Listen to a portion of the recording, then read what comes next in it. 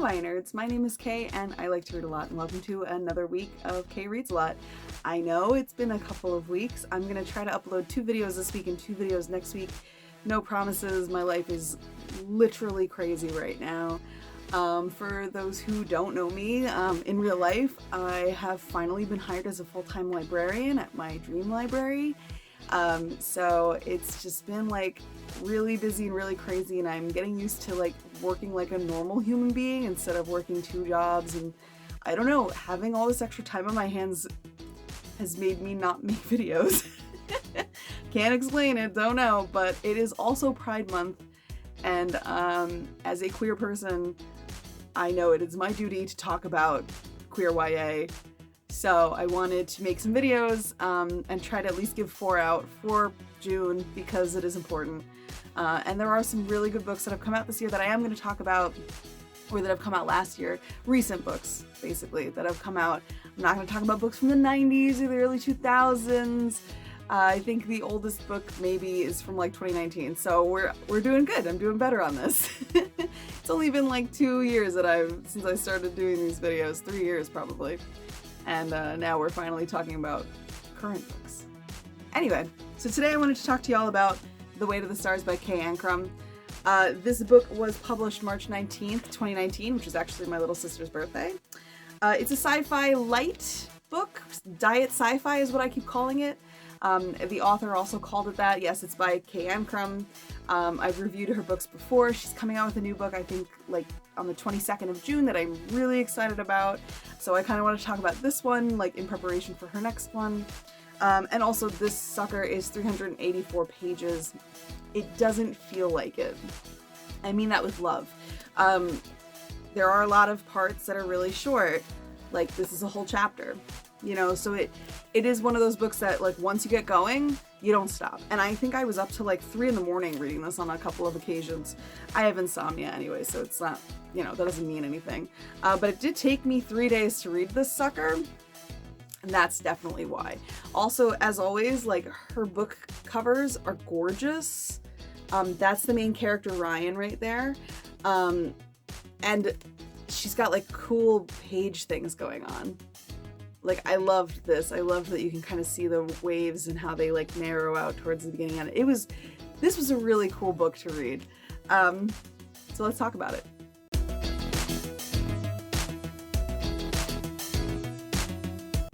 So The Way to the Stars, like I said, follows Ryan, our main character. Ryan is an interesting character. She's kind of rough around the edges, but she has her found family, her group of friends that she loves and takes care of, and who also love and take care of her. They always have her back. You know, it is that classic, and I will talk about the tropes, but it is that classic found family trope. On top of all this, she's also an orphan.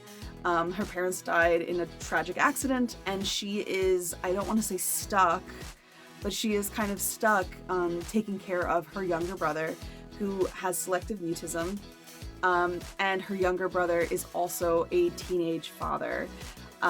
So her life, Ryan's life, is terribly complicated. Add on top of that, there's a new girl in town, and the new girl's name is Alexandria. Her mother, Alexandria's mother, was shot into space by a company not unlike SpaceX, right after she was born. So Alexandria has some abandonment issues, understandably so, and every night she climbs up onto the roof of her house and points a radio or a satellite of some kind that she's made herself or her father made himself up to the sky to try to catch radio waves from her mother from space. Ryan antagonizes Alexandria. Alexandria falls off the roof one night and breaks her arm and can't climb up the roof. Ryan feels terrible about it, and so she starts climbing up the roof to record to find Alexandria's mother. On top of that, when Alexandria gets back from the hospital, her father makes a deal with Ryan that like, you have to help my daughter, it's your fault, basically. So she ends up helping Alexandria up onto the roof and then helping her down from the roof night after night after night, through rain, through snow, the whole 9, and the 2 of them form this really wonderful, loving relationship. Towards the end of the book, you find out that the same company that sent Alexandria's mother into space now wants to do it again. And Alexandria is kind of like a legacy for this program. They would love to send her into space to make up for sending her mom into space. And Ryan wants to go instead. So it's really interesting. It's a very complicated story. My air conditioner just turned on, so if you hear that in the background, sorry. That's the one thing I love about Kaye Ancrum's stories, is she writes very complicated characters. Not a single one of her characters, even the background characters, are two-dimensional. Ryan has all these deep responsibilities. Her brother and her brother's child, her little, I don't want to call them a posse, her friend group, her found family, the people who she's taken under her wing and whom she wants to take care of, and also this foundling love that she's had, this small little seedling of feelings that she's had for Alexandria, and now she has the opportunity to go to space, which is something she's always wanted to do. So it's a really cool book. Let me hold up the cover again. The gorgeous cover. I actually bought this book last summer when a lot of people were talking about buying books written by Black authors, and I own The Wicker King, and I think I own the little novella that she wrote that's The Wicker King. So I was like, I should probably own this book, because it feels like I'm gonna make like a one-woman Kaye Ancrum fan club. I follow her on Twitter too, by the way. Go follow Kaye Ancrum on Twitter, because she is wild. Definitely one of my top 3 favorite follows on Twitter. The things she talks about, I love her. She's great. And I would love to meet her one day. I hope, maybe COVID restrictions will lift enough for there to be book signings, and if she ever does a book signing near me, I am totally coming there with all 3 of my books and just being like, hi. Oh, because I'm definitely buying her new book when it comes out, by the way. Definitely buying it. So yeah, that's all I have to say about the plot. In case it wasn't clear, Ryan and Alexandria are in love. So they definitely fall under my LGBTQIA+ umbrella. I don't remember if they're both lesbians, but they're both attracted to women, so they're gay. It works. Anyway, we're gonna talk about tropes.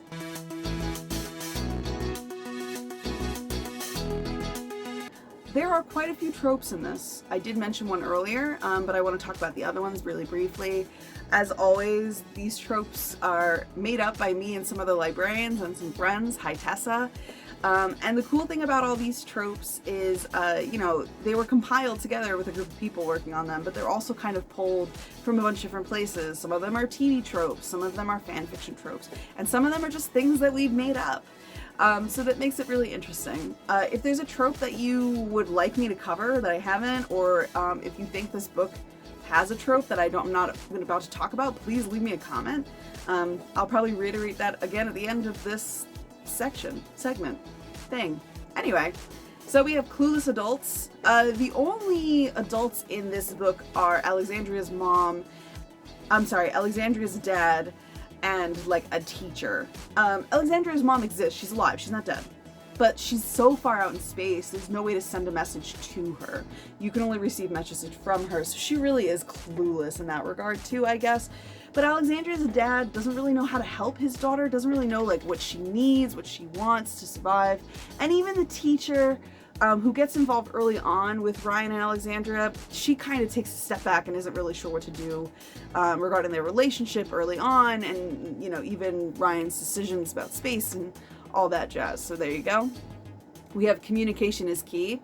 When Ryan and Alexandria first become friends, they don't talk. If they just talked, things would be better for them. Dumb protagonist is actually Prodigy in disguise. So, Ryan thinks she's stupid.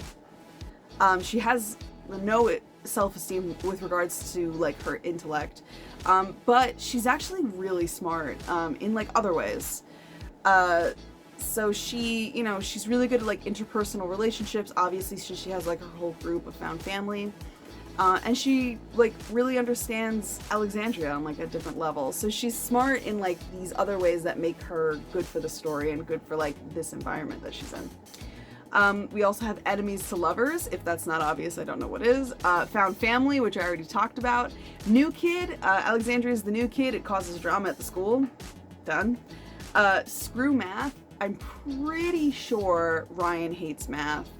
And I think Alexandria hates it too, but she's good at it. I feel like, I don't know, I read this book a while ago. Not that long ago, I read this book 2 months ago. But I feel like one of them said something about hating math. That's really what that trope is. I feel like a lot of YA characters hate math. That's fair. A lot of people hate math. And the last one I have is Wrecking Ball endings. I can't give away the ending of the book because it would make you not read it. You really, really need to read it, but it like broke me in the best way possible. I feel like I say that every time I talk about Wrecking Ball endings. It's true though, and that's kind of what's part of that trope, is like the ending is so good it hurts you. So anyway, that's the tropes. Again, if you think of another one I've never talked about, or you disagree with any of these tropes, please let me know. I love talking to people in the comments. I don't get enough of them. I'm inviting a maelstrom, I know I am. But anyway, yeah, so that's it for the tropes. Let's keep going.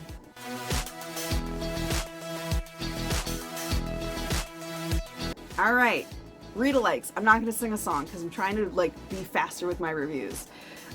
So for Readalikes, as always, I pick 3 different books that are like this book. The first one I get from Goodreads, the second one I get from Novelist, and the third one I get from myself. And the book that I recommend, usually the one that I've read by myself, the one that I recommend to people is one I have read myself, is what I'm trying to say. So, from Goodreads, we have You Should See Me in a Crown by Leah Johnson. I was in a librarian meeting with Leah Johnson the other day, and she is amazing. I've reviewed You Should See Me in a Crown. I think the reason Goodreads is recommending You Should See Me in a Crown is because there is also a WLW relationship in Crown. There's no space in Crown. The conflict in Crown is wildly different. The characters in Crown are wildly different. I think that is the only thing that ties them together. Oh, and the main character from Crown is a young girl of color, and so is the main character from Way to the Stars. That's it. Yeah, that's it. From Novelist, we have Invictus by Ryan Grodin. I don't know much of anything about this book. I think this book is also diet sci-fi or sci-fi light, but it does take place in space, and the main characters are all teenagers on board of a space station. That is all I know about it, though. So there could be a queer relationship or queer characters in this book. No idea. And the last book from me is On a Sunbeam by Tilly Walden. Now, this book is different technically because it's a graphic novel. It's also like this thick. But I'm connecting these two because I feel like Tilly Walden's book takes place in space, has a woman who loves women who's also black or a person of color. And it's about coming together from being apart from a long distance, finding each other. It also has found family in it. It doesn't have enemies to lovers, so it misses that on the tropes, but the found family is a very important aspect of On a Sunbeam. And so I think that's why those two things come together.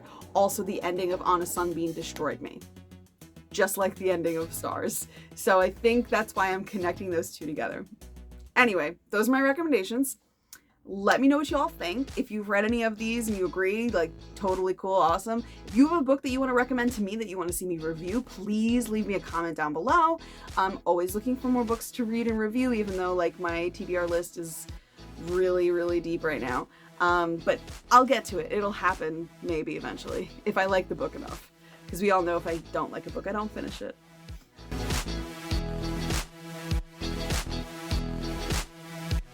And now, for the thing everyone waits for, on bated breath, my review, my rating.